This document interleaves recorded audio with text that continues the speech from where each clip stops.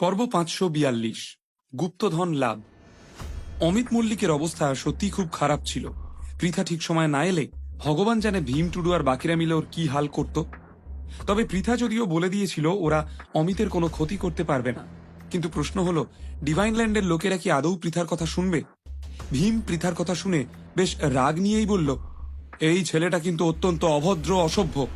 ভালো মুখে কথা বলার সভ্যতাটুকু নেই। আমরা একে অনেক বোঝানোর চেষ্টা করেছিলাম, কিন্তু আমাদের কথায় পাত্তাই দেয়নি। তাই আপনি যেই হন, যার জন্যই কাজ করুন না কেন, আমরা কিন্তু ছেলেটাকে ছাড়ছি না। এই মুহূর্তে মিস্টার নীল এখানে থাকলে ওনার সামনেও আমি এই কথাটাই বলতাম। তাই ওনার নাম ব্যবহার করে আমাদের উপর চাপ সৃষ্টি করার কোনো দরকার নেই আপনার।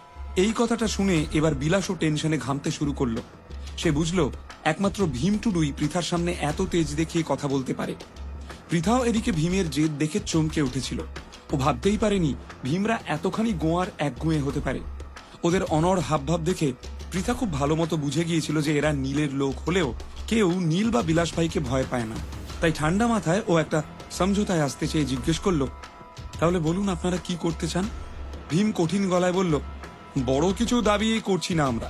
আপনি তো এই ছেলেটার পরিবারের লোকদের চেনেন, তাই না? তাহলে ডাকুন ওর বাবা মাকে, আর বলবেন আমাদের সামনে হাঁটু মুড়ে বসে নম্র গলায় যেন ওনারা নিজের ছেলের কুকীর্তির জন্য ক্ষমা চান। চুপচাপ এই কথাটা শুনলে ভালো, ওদের ছেলেকে ছেড়ে দেবো আমরা। কিন্তু যদি কথাটা না মানেন তাহলে আমরাও আশ্বস্ত করতে পারছি না যে ওদের ছেলে এখান থেকে জ্যান্ত বেঁচে ফিরবে। কথাটা বলতে বলতে ভীম নিজের ছুরিটাও আবার তুলে নিল হাতে, যাতে পৃথার মাথায় কথাগুলো গেঁথে যায়। ভীমের কাণ্ড দেখে পৃথা আর বিলাস দুজনেই চমকে উঠল। ভীম অবশ্য ছুরিটা নিয়ে ভুলভাল কিছু করল না, বরং এক হাত থেকে অন্য হাতে লুফে নিতে লাগলো। কিন্তু ওর দু চোখে একটা আক্রোশ স্পষ্ট দেখতে পাচ্ছিল পৃথা। ভীম আবারও কড়া গলায় বলল, আমাদের এই একটাই শর্ত, আর ছেলেটার কাছে ও বাঁচার এই একটাই উপায়। আপনি ওর বাবা মাকে বলে দিন, দেখা যাক তারা কি করে এবার। আরেকদিকে সেই প্রাচীন পাহাড়ে নীল অনেক বদল দেখে নিয়েছিল। প্রাচীনকালে ওই পাহাড়ে কি কি হতো সেই সব ওর জানা হয়ে গিয়েছিল। অন্য কেউ তো বিশ্বাসও করতে পারবে না যে বহু আগে পাহাড়ের পাদদেশে ছিল এক অত্যন্ত সমৃদ্ধ নগরী। লাখ লাখ মানুষ সেখানে শান্তিতে বসবাস করত। কিন্তু একদিন সেখানে এলো এক ভণ্ড সাধু, যে সেখানকার লোকদের বলল যে যদি তারা বড়লোক হতে চায় তাহলে এই পাহাড়টা ওদের খুঁড়ে ফেলতে হবে। প্রথমে তো কেউ সাধুর কথা বিশ্বাসই করল না, কিন্তু কয়েকজন উৎসাহী লোক সাধুর কথা মিথ্যে এটা প্রমাণ করতে গিয়ে নিজেরাই হতবাক হয়ে গেল। পাহাড় খুঁড়ে ওরা সত্যি 100 সোনার মোহর পেল। এই খবরটা গ্রামে জানাজানি হতেই সবাই সোনার মোহর পেতে পাগল হয়ে উঠল। তখন ট্যাঙ্গো সবাইকে বোঝাবার অনেক চেষ্টা করেছিল। বলেছিল যে পাহাড়ে ওদের কুলদেবতার বাস, উল্টো পাল্টা কিছু করলে কুলদেবতা রেগে যাবেন। আজ গ্রামের লোকদের কাছে যা কিছু আছে সব তো এই কুলদেবতার আশীর্বাদেরই ফল। কিন্তু ওয়েলকাম টু প্রিমিয়াম স্টোরি। অনেকেই আমাকে চেনেন। দীর্ঘদিন যাবৎ আমি ইউটিউবে ভিডিও দিয়েছি। বারবার চ্যানেল ডিলিট হয়ে যাওয়ার কারণে এখন আমি ফেসবুকে শিফট করেছি। যদি আপনারা ইউটিউব থেকে ভিডিওটা দেখে থাকেন তাহলে বুঝে নেবেন কেউ ফেসবুকে আমার থেকে কপি করে ইউটিউবে আপলোড করছে। সরাসরি ফেসবুক থেকে বস দুনিয়া যার বসে এই সিরিজের সকল পর্ব দেখতে ফেসবুকে গিয়ে টাইপ করুন premium_story/fb। এর স্পেলিং আমি থাম্বনেইলে দিয়ে দিয়েছি। প্রিমিয়াম স্টোরি পেজটি ফলো করুন, তাহলে ভিডিও ছাড়ার সাথে সাথে আপনি পেয়ে যাবেন। ধন্যবাদ সাথে থাকার জন্য। টাকার লোভের সামনে কুলদেবতার প্রতি ভক্তি বেশিক্ষণ টিকল না। সবাই ট্যাঙ্গোর কথা উপেক্ষা করে সিদ্ধান্ত নিল পুরো পাহাড়টাই খুঁড়ে ফেলবে। যতটা সোনা পাওয়া যাবে সেটা সবার মধ্যে সমান ভাগে ভাগ হবে। এদিকে ট্যাঙ্গো জানতো যে এই সাধু ভণ্ড। এই সবটা ও করছে নিজের কোনো স্বার্থ সিদ্ধি করতে। কিন্তু গ্রামের লোকেরা তো তখন সোনার মোহর পাওয়ার নেশায় বুঁদ।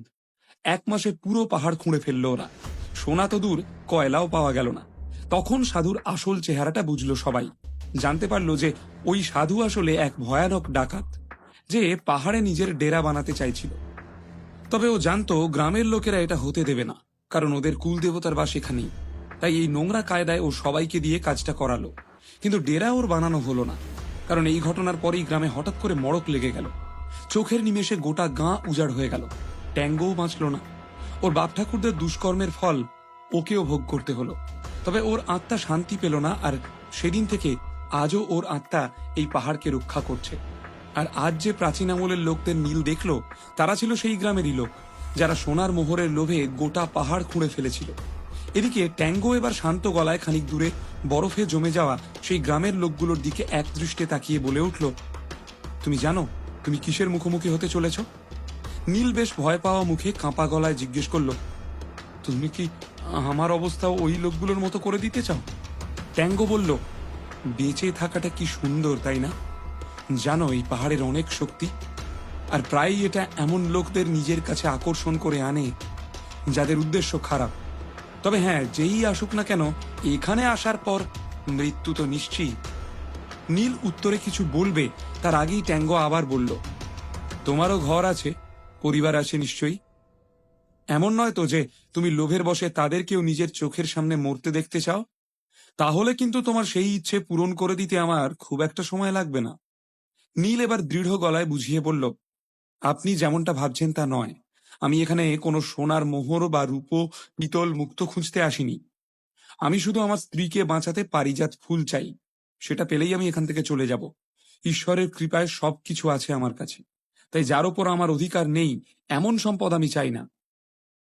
কথাটা শুনে ট্যাঙ্গো মুখে কোনো উত্তর দিল না ঠিকই, কিন্তু মনে মনে সবটাই বুঝতে পারছিল।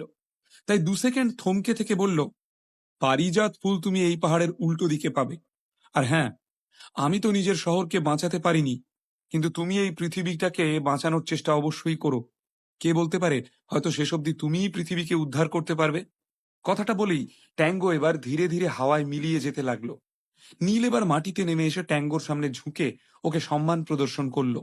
ট্যাঙ্গোর কথা, ওর বিচারধারা নীলের সত্যি খুব ভালো লেগেছিল। প্রাচীনকালে ট্যাঙ্গো মানুষ হিসেবেও যথেষ্ট ভালো ছিল, যে পৃথিবীর ভালোর জন্য লড়াই করেছিল আর সানন্দে মৃত্যুবরণও করেছিল।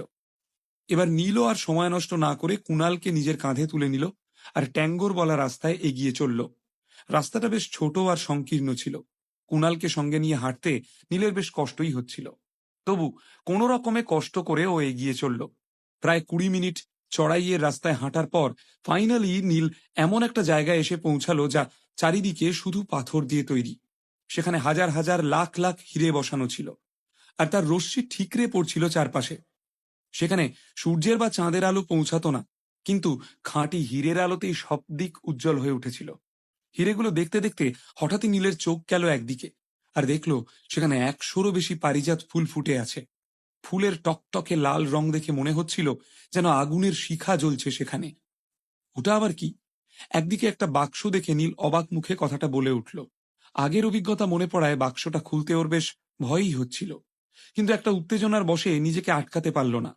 দ্রুত এগিয়ে গেল বাক্সটার দিকে। বাক্সটা খুলে নীল ভেতরে একটা বই দেখে চমকে উঠে বলল, আরে এটা কি? বলেই এক মুহূর্ত থমকালো। মনে মনে ভাবল, এটা কোনো রহস্যের বই নয় তো? নীল বইটা তুলে পড়তে যাবে, তখনই অবাক মুখে দেখল ওর নিচে আরো বেশ কিছু বই রাখা আছে। নীল এক এক করে নাম পড়তে লাগলো। Martial art divine skill, martial art হলো skill, martial art instant killer skill, martial art shattering skill. এই 4টে বইতেই আসলে ছিল 4টে আলাদা আলাদা গুপ্ত টেকনিক, যা হাজার বছর আগেই পৃথিবী থেকে লুপ্ত হয়ে গিয়েছিল। নীল নিজের প্রাচীন পুঁথিতে এই টেকনিকগুলোর নাম পড়েছিল, আর আজ ওর চোখের সামনে সেই টেকনিকের বইগুলোও দেখছিল। নীল বিড়বিড় করে বলল, আমার পুঁথিতে তো লেখা ছিল যে martial art instant killer skill হচ্ছে সবচেয়ে শক্তিশালী স্কিল। 1 সেকেন্ডেরও কম সময় এটা উল্টো দিকের মানুষটাকে মেরে ফেলতে পারে।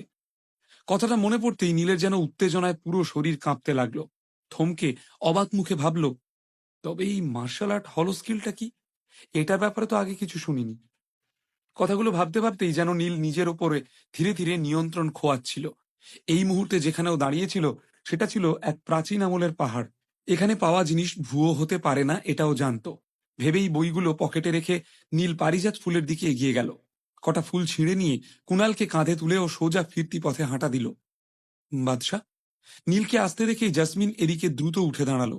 নীল হাঁপাতে হাঁপাতে বলল, এই জায়গাটা খুব বিপজ্জনক জাসমিন। আমার মনে হয় না আমাদের আর ভেতরে যাওয়া উচিত। দেখছো তো কুণালের কি অবস্থা হয়েছে। আমাদের দুজনেরও এবার কিছু হয়ে গেলে এখান থেকে বের করবে কি আমাদের? নীল বুঝতে পেরেছিল এই পাহাড়টা খুব বিপজ্জনক হলেও আলাদা আলাদা উপাদান ও রহস্যে পরিপূর্ণ হয়ে আছে। এত বছর ধরে ট্যাঙ্গো এই পাহাড়কে পাহারা দিচ্ছে, তাই নীল চাইছিল না যে কেউ আর নিজেদের খারাপ উদ্দেশ্য সফল করতে এই পাহাড়ের উপাদানকে ভুল কাজে ব্যবহার করুক। তাই জাসমিনের কাছে যাওয়ার আগেই নীল নিজের জামা কাপড় কিছু জায়গায় ছিঁড়ে মুখে কিছু ছাই মাটি মেখে নিয়েছিল, যাতে জাসমিন ওর বিধ্বস্ত অবস্থা দেখে ভয় পায়। হলেও তাই। নীলের অবস্থা দেখে টেন্সড মুখে জাসমিন জিজ্ঞেস করল, তাহলে বাদশাহ, এবার আমরা কি করব? নীল সাথে সাথে বলল, সবার আগে তো আমাদের এখান থেকে বেরোতে হবে। আর বেরিয়েই তুমি আগে যাবে বেলপাহাড়ি গ্যাংয়ের হেডকোয়ার্টারে। সেখানে সর্দারকে গিয়ে বলবে এই পাহাড়ে আসার কথা যেন উনি চিরকালের মতো ভুলে যান। কারণ এটা কোনো পরিত্যক্ত পাহাড় নয়, এখানে বড় বড় দানবরা বাস করে, যাদের সঙ্গে লড়াই করা আমাদের পক্ষে সম্ভবই নয়। তাই যাই হয়ে যাক, এখানে দ্বিতীয়বার আসার ভুল করো না জাসমিন। শুনে ভয়ে কাঁপতে কাঁপতে জাসমিন বলল, কিন্তু বাদশাহ, এখান থেকে বেরোনোর রাস্তা তো একটাই, যেখান থেকে আমরা ভেতরে এসেছিলাম, আর সেখানে ওই বিষাক্ত মাকড়সারা আছে। মেয়েরা এমনিতেই সাপ, বিছে, ইঁদুর, টিকটিকি ভয় পায়, এটা আবার বিষাক্ত মাকড়সা। জাসমিনের তো আবার ওদের মুখোমুখি হতে হবে ভেবেই জ্বর আসছিল যেন। নীল বলল, যেতে তো ওখান দিয়েই হবে, এছাড়া আর উপায়ই বা কি? তুমি কি আর অন্য রাস্তা জানো? বিকল্প রাস্তা কেউই জানতো না, তাই বাধ্য হয়ে পাহাড়ে প্রবেশ করার পথ ধরেই ফিরে যাওয়ার সিদ্ধান্ত নেওয়া হলো। অদ্ভুতভাবে বেরোনোর সময় সেই বিষাক্ত মাকড়সারা আর নীলদের ওপর আক্রমণ করলো না। আক্রমণ তো দূর, একটাও মাকড়সা ওদের আশেপাশে দেখাই গেল না। যখন ফাইনালি ওরা পাহাড় থেকে বেরিয়ে এলো, ততক্ষণে পরের দিন দুপুর হয়ে গেছে। বেলপাহাড়ি গ্যাংয়ের সবাই বসে ঝিমোচ্ছিল আর নীলদের আসার অপেক্ষা করছিল। জাসমিন জিজ্ঞেস করল, বাদশাহ, আপনি আমাদের সঙ্গে ফিরবেন না? নীল বলল, না, আমার স্ত্রী আমাকে যে কাজটা দিয়েছিল সেটা এখনো শেষ হয়নি, তাই তোমাদের সঙ্গে ফিরতে পারবো না। ফিরেই বা সর্দারকে মুখ দেখাবো কি করে? তোমরা ফিরে যাও, আমার প্রণাম জানিও ওনাকে। বলেই কুণালকে কাঁধে তুলে নিয়ে নীল সোজা আবার গ্রামের দিকে এগিয়ে গেল। পারিজাত ফুল তো পেল, কিন্তু আদ্রিতাকে এবার কোথায় খুঁজবে নীল? আদ্রিতাকে খুঁজে না পাওয়া অবধি কি ফুলটা আদৌ ভালো থাকবে? নাকি নীলকে আবার আসতে হবে এই পাহাড়ে? কুণালেরই বা জ্ঞান ফিরবে কখন? কলকাতায় ফিরে যখন নীল সব ঘটনা জানতে পারবে, তখন কি করবে সে?